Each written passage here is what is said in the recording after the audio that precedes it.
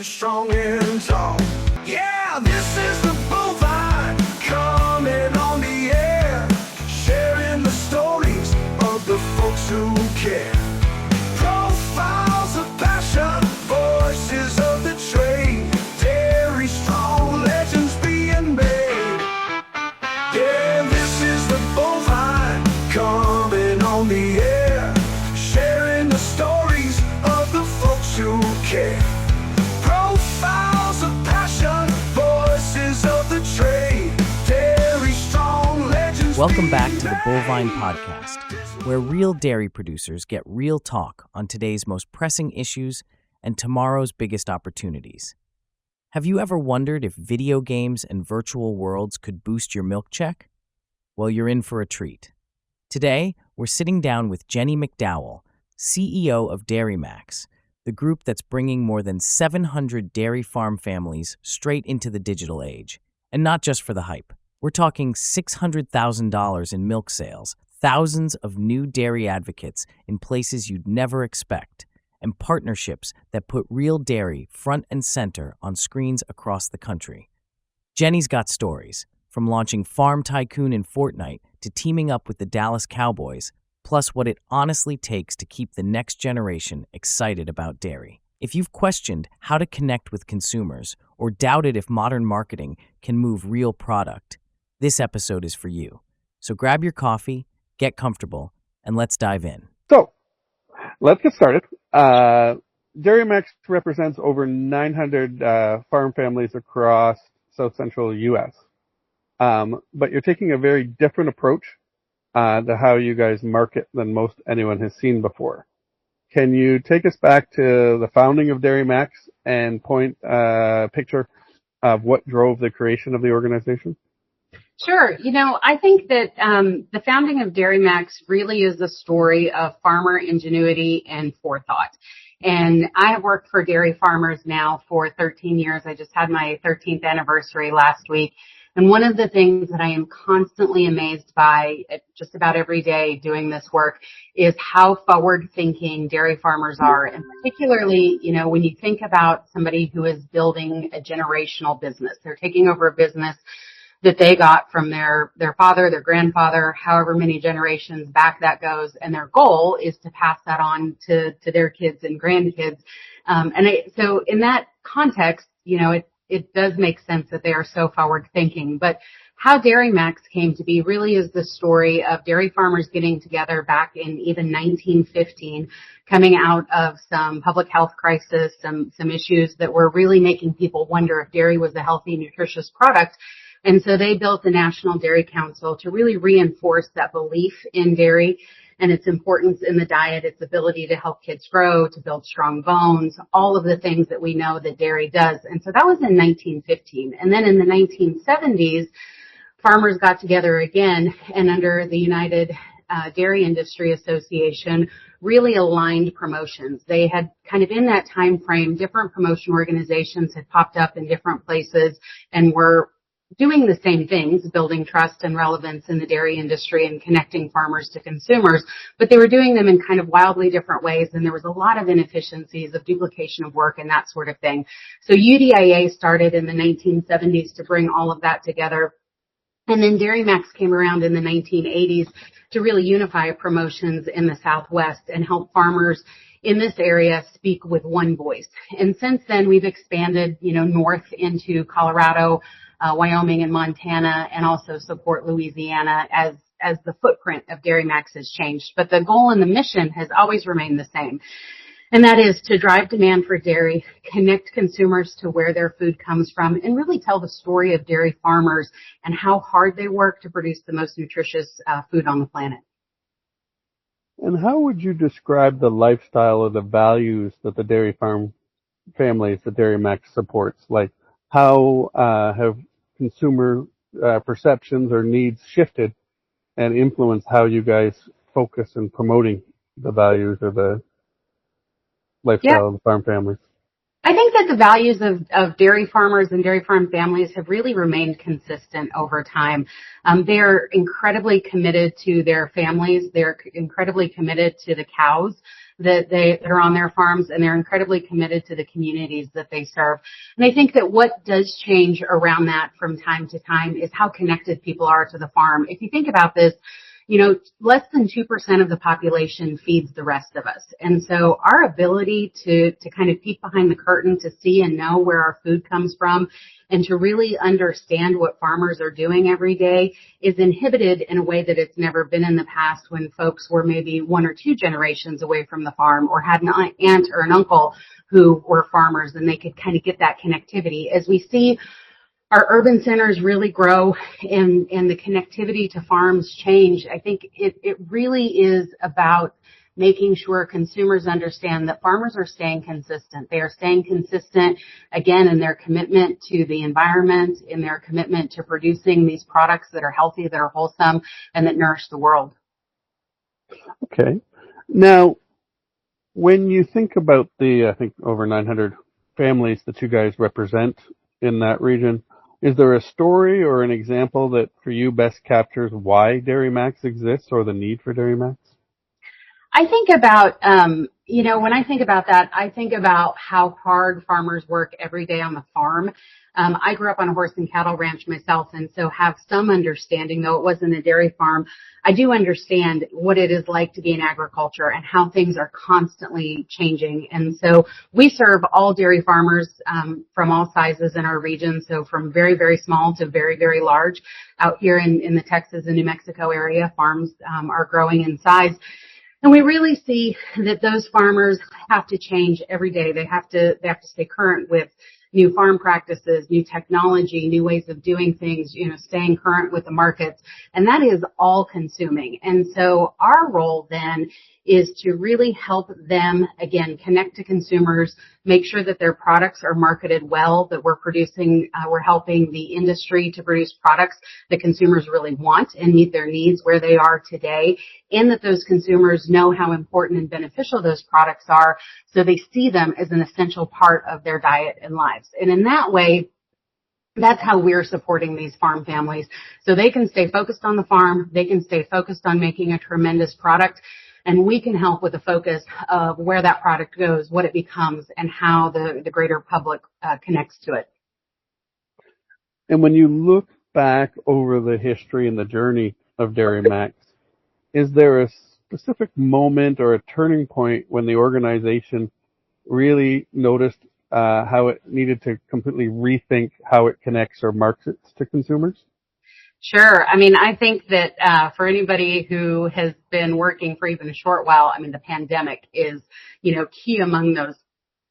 And when I think about that, before the pandemic, we were doing a lot of grassroots work. We were working in schools, kind of a one-to-one model where we were having very direct contact with stakeholder groups, with consumers, with physicians, dietitians, healthcare professionals, whomever it may be. We were working with them directly to tell a dairy story, and the pandemic really shifted the way the entire world works. In fact, I remember 2 weeks before lockdown, we had hired 2 new people. One of them, their job was to work in schools every day. The other one, their job was to work in colleges and universities every day, telling the story about dairy and its benefits. And so, we hired them, and within 2 weeks, both of those work sites kind of completely shut down. And so we had to stop and ask ourselves, what do we do now? What does this look like going forward? And in that way, we were able to really rally in the short term and say, okay, there is a lot of supply of milk. Cows didn't stop producing milk. Farmers didn't stop milking cows, but the way that people are consuming and getting that milk has changed significantly, particularly in retail channels and restaurants and that sort of thing. So we have a surplus of milk in some areas, and then we have folks in our communities who are in really significant need in other areas where they're not able to go to work, they're not able to access things that they've accessed in the past. And so in the short term, we were able to look at that and say, okay, we have supply here, we have demand here. How can we be the connector for that? And we worked across processors. We worked across Feeding America. We worked across USDA programs to really connect the surplus of dairy that was happening at processing facilities with food banks and with folks who needed that dairy who didn't have other ways to get it. So we built trucking. We built partnerships with trucking companies who we had never worked with in the past because what we realized was the holdup, the barriers in getting product from one place to the other were really small. When you stopped and asked the question of why can't we do this? Why can't we move this product from here to there? What's the holdup? Oftentimes it was a really small thing, and we could connect in another partner who could provide a truck, who had the opportunity. They had excess capacity in their systems as well. And so they were able to step in and help with those spaces. And so that was a short-term learning for us. But what it really drove for us in the long term was how digitally savvy the country got and everybody got during that time frame. I read a statistic one time that, and I might get these numbers just a little bit wrong, but in 5 months in the pandemic, we jumped forward 5 years in terms of technology adoption and things like people using e-commerce, picking up groceries from curbside deliveries or having things delivered through Instacart and other providers. And so while we had short-term solutions during that time frame, we also recognized that we had the opportunity to change significantly how we engaged, to reach more people with a digital footprint from an online perspective where they were spending more time, where they were getting more comfortable, and that has significantly shifted our business going forward. Now, DairyMax has become, and you talk about partnerships and technology, and DairyMax has become known for some groundbreaking partnerships, especially in esports. Can you walk us through the room where someone first suggested partnering with Fortnite, and what was that conversation like? Yeah, it was a interesting conversation. So one of the things that I always challenge my teams to think about is how high is high, right? So when we come up with a solution, when we're thinking about how to market something, when we're thinking about how to connect with consumers, the last question we always ask ourselves is, are we thinking big enough? How high is high? What more could we add to this? How could we make this better? How could we increase the impact and reach and ultimately the impact for our dairy farmers? And so we were having a conversation about reaching Gen Z. And Gen Z is a critical audience for us. It's a critical audience across the food chain and across the supply chain, because these folks happen to be in an age group where they're the most skeptical. They kind of have the lowest trust. And we also see that world dynamics are shifting and changing. And one thing that has always been true in the dairy industry is that we may lose consumption in folks a little bit in their teenage years, but when they become parents, when they get married and have kids, we see that consumption go way back up in their household. The challenge, however, is that Gen Z is doing that either at a much later time frame, or they're not getting married or having kids at all. They think the latest stat that I saw was about 46% of Gen Z is predicted to be unmarried and without kids by 2040, right? And so when we think about that, how they are consuming and how we need to connect with them as individuals, not just as future parents, really has changed. And so that was what we were talking about, is how do we connect with this group, even though they're kind of late teenagers now, going into college at the time, and we may not be thinking about them necessarily, as parents yet. How do we make sure that we build a connection with them and that they are really connected to dairy and that we're building that trust? And so the first idea was to have a retro game. Like, if you can remember in the early video games, the snake game that you would play on the old phones or on early computers, that was kind of our idea, was to put that on our website, drive people to it, have some engagement, share it on social media, that sort of thing. And so we asked in that room, as we were having this conversation, how high is high? Is this big enough? Will this get us to what we want to get to? And then somebody said, well, we need to make our own video game, and we really need to think about how we build a dairy-based video game. And then we went and talked to some experts, and we realized maybe that was too high, right? The cost, the challenges of actually building our own video game are prohibitive. However, Fortnite has this opportunity to create maps and to create sites within it that can be themed and toned to what we're looking for. And we were one of the first companies to actually step in and do this. This was a new technology with Fortnite, and there were some open developers that were doing that, on a personal level to build themes that they were interested in. But as a marketing tool, we were one of the first companies to really step into that. And our first map was Farmer Tycoon, and Tycoon games are all about building up an empire. And so we launched that with great success. And then we've come back and since launched a Diner Tycoon. And the goal is to build on the story. We start on the farm, we go to the diner.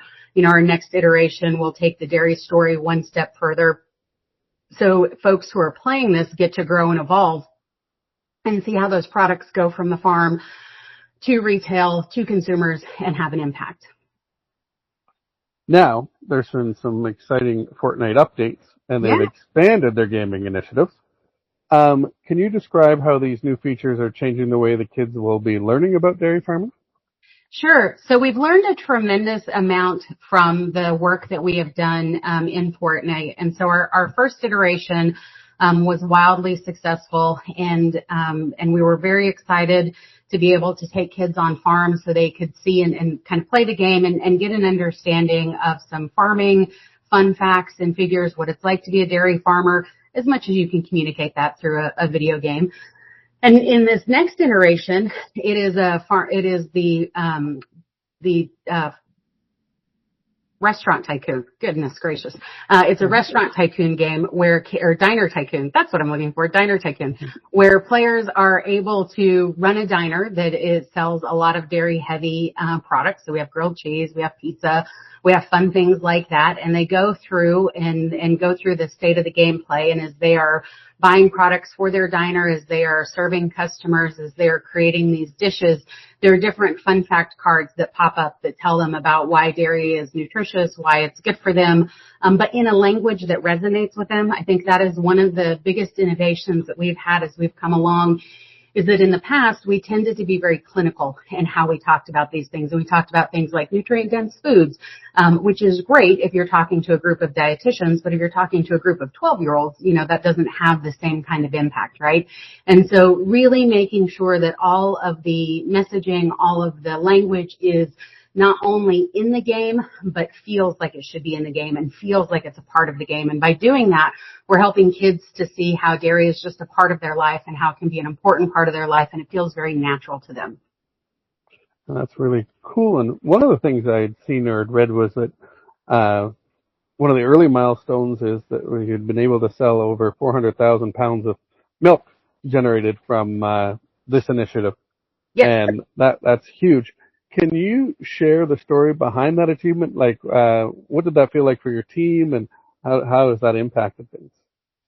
Yeah, well, it'll come as no surprise that the first time I stepped in front of our dairy farmer board and said, we're going to create a map in Fortnite. We're going to use gaming to talk to kids to drive sales. They looked at me a little skeptically, right? And we took a big risk in doing this. We took a big risk in opening up this new channel and using this as a way to connect with consumers. Again, we were one of the first companies in the country to do this. And so one of my favorite things about working for dairy farmers is that if you can make a really good case, they are progressive folks and they are willing to step out and take that risk with you. And so I think when we got to the end of the results of our first round of this and saw how much we had sold in milk pounds, how many people we had connected with. I think in our first game had 8 years of playtime. When you added up all of the minutes of playtime across the folks who played it, it was played for a total of 8 years. When you think about that, that really is us having a captive audience for that amount of time to tell these stories. And so it felt great to know that our risk paid off, that we were connecting, and that we were driving these stories in new ways. And in our second iteration, we've continued to grow that. And just in the first month, we've had 2.6 million minutes of playtime, which is about 4 years. And we've reached 41 million people. And so we don't have our sales data back from that. It's still currently in market, but that's in about a month and a half worth of being active. So we know that we are way ahead of all of the benchmarks of our first iteration, and it's continuing to grow and reach more folks. Now, you did mention about explaining it to your board, and, if for a traditional dairy farmer or maybe an older dairy farmer that this seems a little kind of obscure to, and kind of wondering why their checkoff dollars are being invested in esports and partnerships, what would you say to them, or how do you explain to them why this is a great value for their marketing initiatives? Well, the first thing that we tend to do when that question comes up is to invite their kids or their grandkids into the room, because they get it immediately. And so I think that helps significantly to understand that this really is how this next generation is connecting. And it is about storytelling. It is about connection. It is about having emotional relevance with these audiences. And when we start to talk about that and really help our farmers to understand that while this may not be relevant to your demographic and your perspective of video games, maybe positive, maybe negative, maybe neutral, for this generation, 96% of Gen Z games, they are constantly on their phones. They are constantly connected in these ways, and they are genuinely connected in these ways. When they're playing video games, most often they're connected in a chat with their friends. They might be FaceTiming with their friends. They might be watching other people play. This is very much a social engagement for kids and for Gen Z. And I think that is something that is not always obviously apparent to those of us that are a little bit older and didn't grow up playing games, is how connected they are, how social it actually is. And this really is the next version of movie night. It is the next version of families watching football. It is folks getting together to play video games. So we're just moving with the market, and we'll always continue to do that. There may be something that comes after gaming that we'll connect into as well and continue to stay relevant to that next generation as they're growing up. Now, you have this initiative with the esports, but it's not your only sports initiative. You guys are also doing work with the Dallas Cowboys. Describe how Dairy Max first partnered with the Cowboys and how that relationship started. Yes, we are incredibly proud to be the official nutrition partner of the Dallas Cowboys.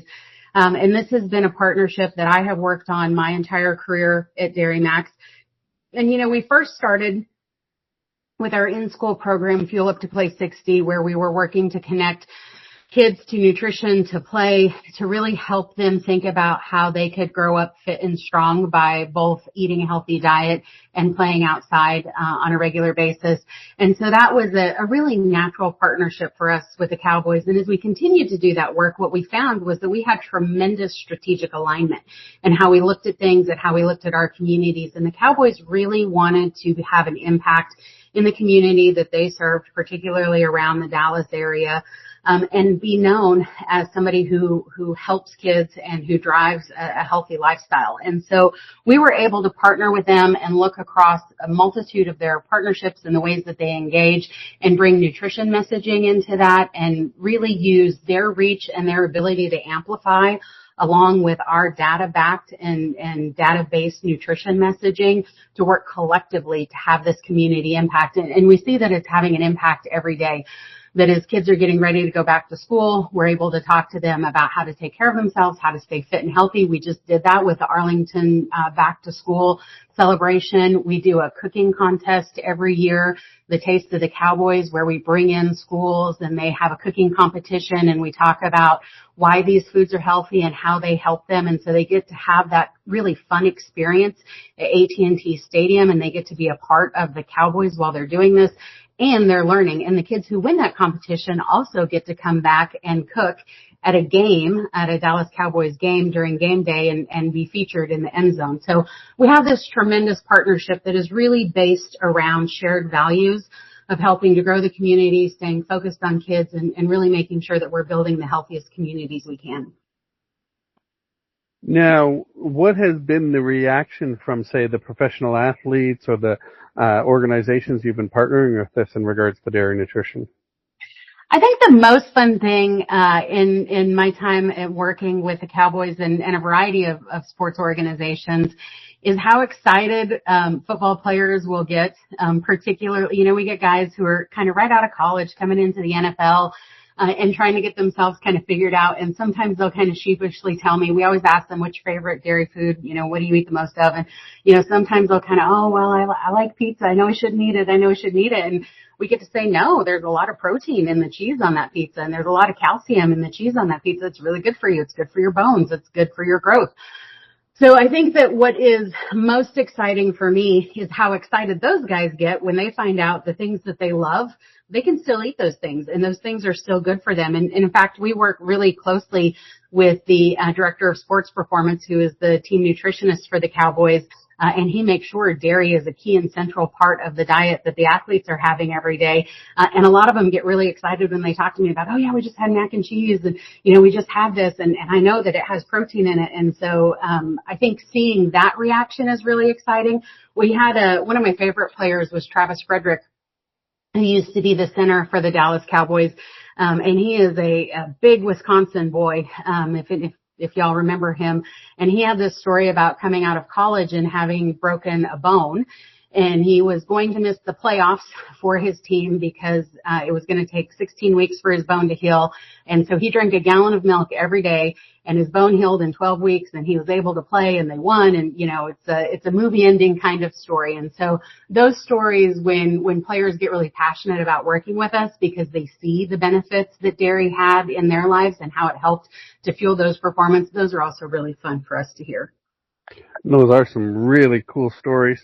But, and I think you can relate to this as your new role as the CEO, it ultimately comes down to the bottom line.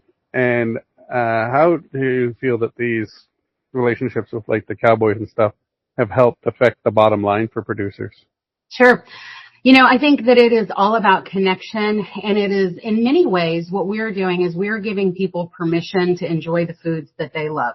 And so when we talk about that and when we talk about connection, there's a variety of ways that we build those connections to really help build trust and drive sales in the dairy industry. And so we can do that by working with some great health and wellness professionals, some great dietitians, and folks who have a significant amount of influence. But when it comes down to everyday behaviors and what folks emulate and who they follow and what they do, that's really who we're looking for, is who are those influencers that are going to make it okay for kids to think about having chocolate milk and eating cheese and yogurt and really thinking about that as a part of their performance diet. And the more that we can connect folks like Travis Frederick and different players to these stories, the more real that it becomes for consumers broadly. And so we have that great basis of science-backed nutrition. We have key opinion leaders in our health and wellness communities who are saying, yep, this is great for you. But we also have real life examples of people who are using it and doing it. And all of those things come together to drive trust in dairy. And we're seeing that trust at an all-time high. We're seeing sales continue to grow to all-time highs. And as all of that continues, it's going to be important for us to reinvest and make sure that as the next generation is coming through, their trust is just as strong. Now, you share a lot of testimonials or examples of stories from the football teams and the consumers. Mm-hmm. Are there any, stories or success stories that you guys have had with your member farmers? Sure. And how your programs have helped them and how it helps inspire them? Yes. One of our key focuses is making sure that our dairy farmers and the dairy farm families in our region all feel really comfortable telling their story. Again, that connectivity, the trust level for farmers is off the charts when you talk to the average person. And so we want to make sure that everybody feels capable and able and comfortable to step into those spaces and tell their story. And most often that happens at the grocery store. It happens at a PTA meeting. It happens in these different community spaces that are fairly low risk, right?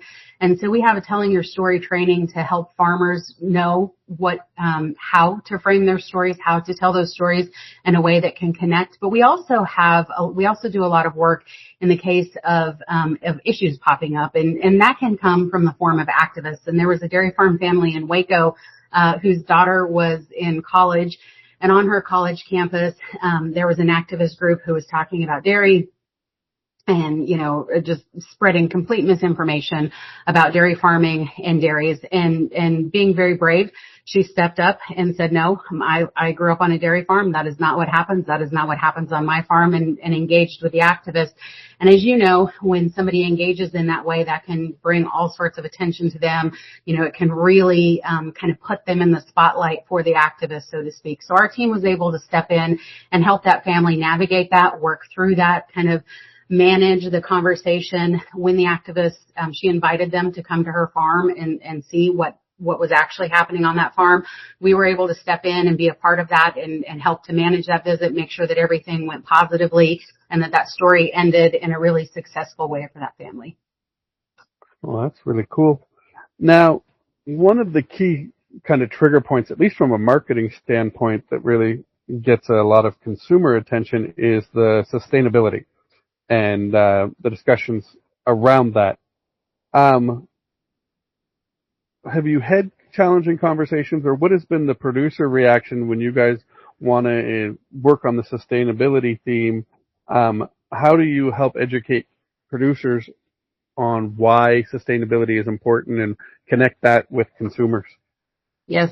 I think sustainability can be a real pain point for dairy farmers because it can seem like they're constantly getting beat up about that in headlines in the news and in kind of public opinion. And what I think farmers don't always realize is how truly sustainable they are and how the things that they do are really important for consumers to know in terms of reusing water and reusing compost is bedding and just all of the different things that they are doing on their farm every day that consumers are completely blown away by. They have no idea that this is happening, and they have no idea how truly sustainable our farms are and how they're looking to grow in their sustainability. Now, to farmers, that's just good business, right? They're doing good business. They're doing good business every day. And that doesn't really, in their mind, always become a story that they need to tell. But the more that we can tell that story, the more that we can help consumers see behind the curtain and really see what those farmers are doing and how, I go again back to this idea of generational businesses. If you're building a generational business, you are not going to poison the water. You are not going to poison the land, right? You are building a generational business. You want this to live way beyond you. And so I think the more consumers can see that and can see how farmers actually treat their cows, how they actually treat the resources that are entrusted to them, the more connected they feel to that. And the last thing that I'll say here is that we do a lot of research around this. We survey consumers on a biannual basis. We're constantly tracking their perceptions. One of the number one things that consumers connect to sustainability is actually cow care. Now, when I think about sustainability, cow care is not the top thing that pops up for me, but it is for consumers.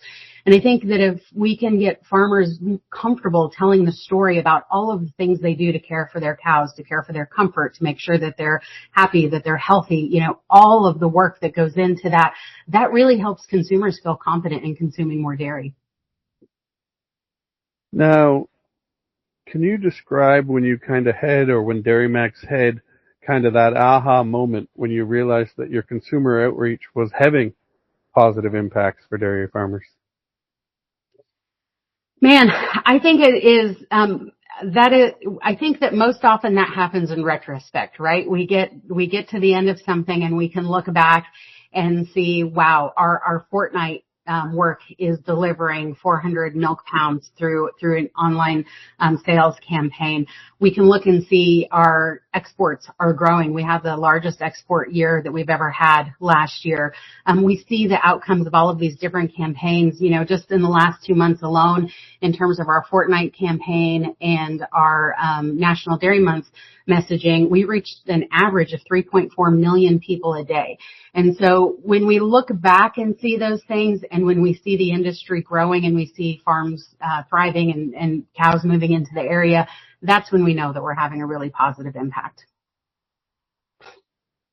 And was there a specific time when you realized that when you guys switched from that traditional marketing to this more innovative consumer engagement, is there a specific time when you realized like, hey, this is really working, or you saw why this was going to turn out for you guys?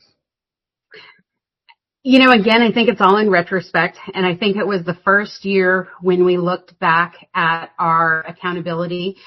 We looked back at our KPIs. We said, how many people are we moving? How many people have we connected with? And when we moved to a more digital model, we were able to reach 10 times the number of people that we were able to reach previously. And we were able to have some tracking about not only did we reach them and have a conversation with them, but did it change their behavior? And as we get better and better in terms of measurement and tracking and seeing that, we continue to really refine that and see that what is most important for us is to be where consumers are and where they are making decisions. And most often that is not in a face-to-face engagement, right? Most often that's in a digital space. We know that just even online grocery store sales reached $10 billion in July. That's a 26% increase to the previous year. And so being more in that digital space puts us in the center of where they're making their decisions. And that for us is the big aha, is how do I impact you right when you're putting something in your cart, right when you're deciding what you're going to have for dinner, right when you're deciding what you're going to put in your kid's lunchbox. And so this is where we're continuing to stay focused. And you're reaching out to a different demographic maybe than in the past, the Gen Z marketplace. When reaching out or talking with these Gen Z's people, what is the number one or the biggest misconceptions that you guys battle, that you have to help educate them on, or any issues that you're facing with them, and how have you overcome that, or what are your kind of success stories that way? Yeah, I think the two biggest misconceptions, I think one is a consumer misconception. And so I think that does come down to on-farm practices, sustainability, cow care, those sorts of things. That's a pretty easy story to tell, though, because people love dairy, right? They love dairy. They just want permission to continue to love it. And so that's what we give them by telling the story. I think that one of the biggest misconceptions is actually a misconception that we have in the industry, which is that imitators, the almond milks, the soy milks, those folks are actually competitors. And when we look at the market share, when we look at the marketplace, what we see is imitators own about 14% of the market, and that's about what they've always owned. And so, it ebbs and flows just a little bit. But somewhere right between 11 and 14%, and they just eat each other. And we hear about new cashew milk and hemp milk and pea milk and all these different imitators coming out onto the marketplace. And we feel like dairy is under attack, real dairy is under attack, but that's really not what we see play out in the marketplace. What we see play out in the marketplace is they're attacking each other. They own a very, very small part of the market share. And the truth is that we're in 92% of households. Consumers love us. Consumers love dairy. They're connected to dairy. And again, they just want to have permission to eat the foods they love. Now, your role has changed here recently. You're now the CEO. So I'm sure you've been doing some looking ahead. And so I ask you, over the next 5 years, can you paint me a picture of what success looks like for both Dairy Max and the dairy farm families you serve? Mm-hmm. As I look at the industry that we're in, there are so many exciting things happening. And of course, there are always challenges, but we have so many tailwinds. As I said, we're coming off the largest export year we've ever had. Sales overall are at all-time highs. Consumer trust in dairy are at all-time highs. We are headed for really great things. And I think that as we look forward, collaboration and unity are going to be the big stories working together. And what I mean by that is there are 14 organizations that look like mine across the country, along with our national organization, DMI. And the more that we can work collectively, the more we can work with one voice, the more power that we will have in reaching consumers. When you look at the work that we do and the budgets that we have, as one organization, I don't even come close to the average Gatorade marketing budget. But when we can all work together, then we can have a real impact. And I think you'll see over the next 5 years is us working more in a unified way with similar messaging, similar approach, similar audience focuses, similar targets, and that will really help us to drive sales in a much more impactful way. I tell my team all the time that we cannot just be successful within the borders of our region, because the dairy industry is national and it is international. And so as we are thinking about how we reach consumers and how we have an impact, we have to be thinking outside of our own borders, and we're going to continue to see that grow. And I think that is true for our dairy farm families as well, that the industry is going to continue to grow nationally and internationally. And how do we think about really being a part of that, really being engaged with that, and driving out of those tailwinds that we have? So one thing you guys have really become known for is thinking outside the box. And so I'm wondering, what initiatives or outside the box thinking are you guys working on now? What has you most excited? What projects or initiatives have you most excited about working on right now for Dairy Max? Well, I do think it is exports, and it is really thinking about how do we continue to drive sales beyond our borders?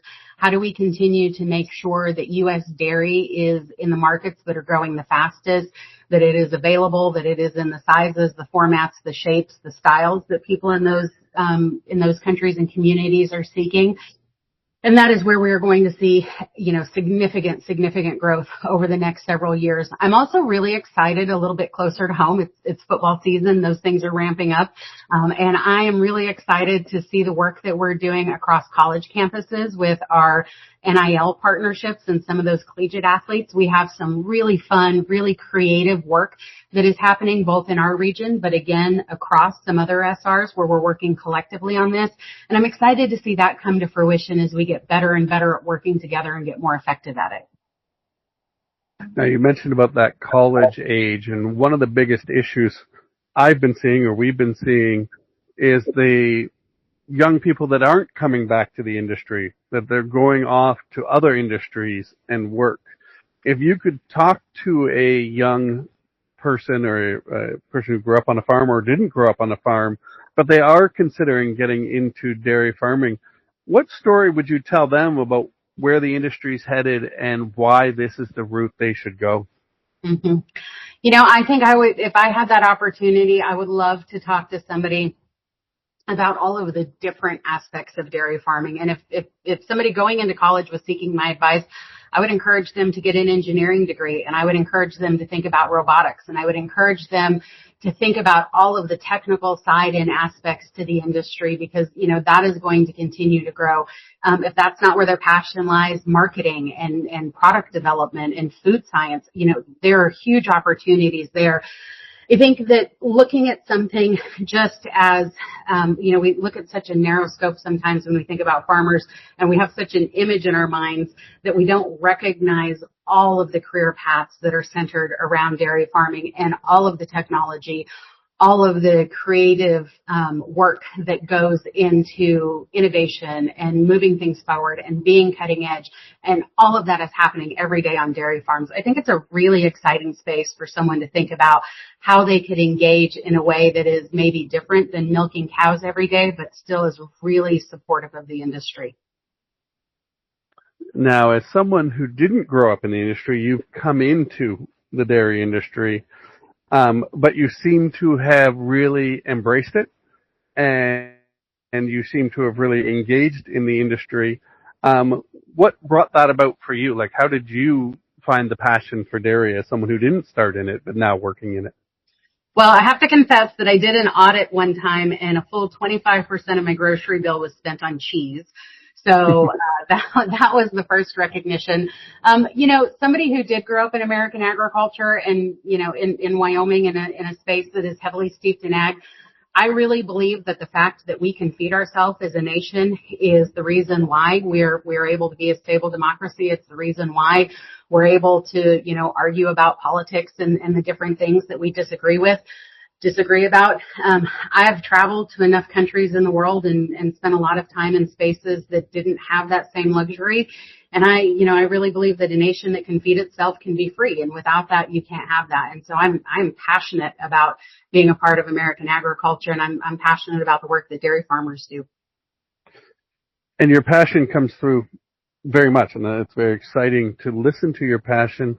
Are there any stories or things that you've had over your career, or emotional responses that you've had to the work you guys do with Dairy Max that really helps drive that passion? They're from either members or from consumers that really help drive your passion?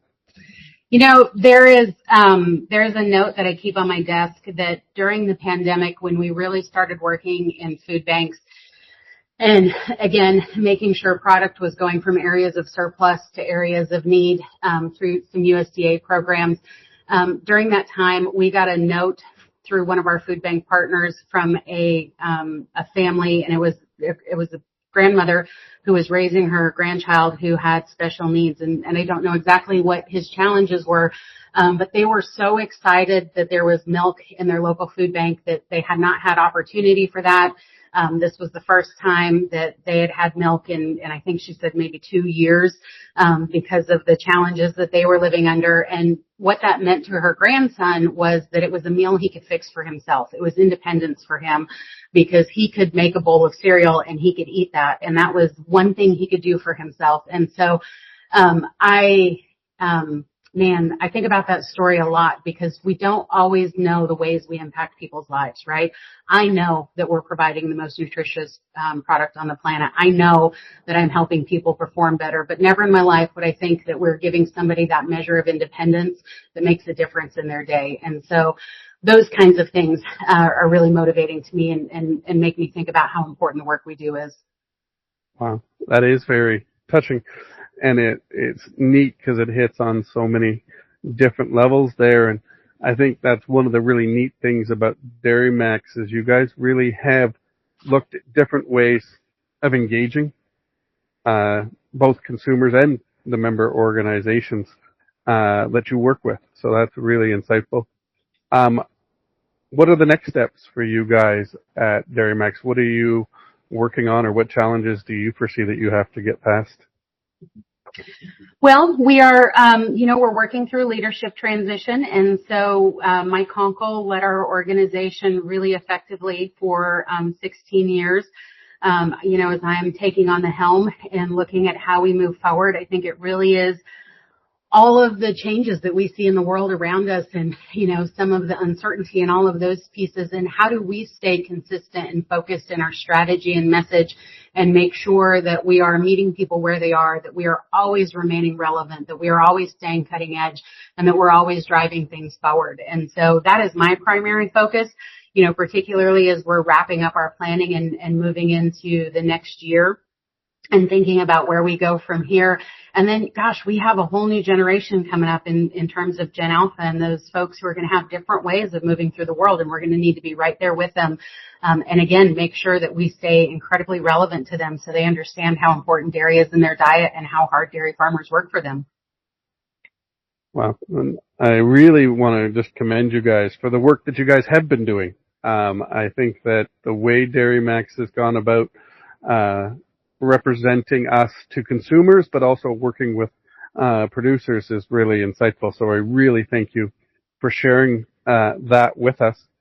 For those people who want to learn more about Dairy Max and the initiatives that you are doing, where would they go or where should they find that?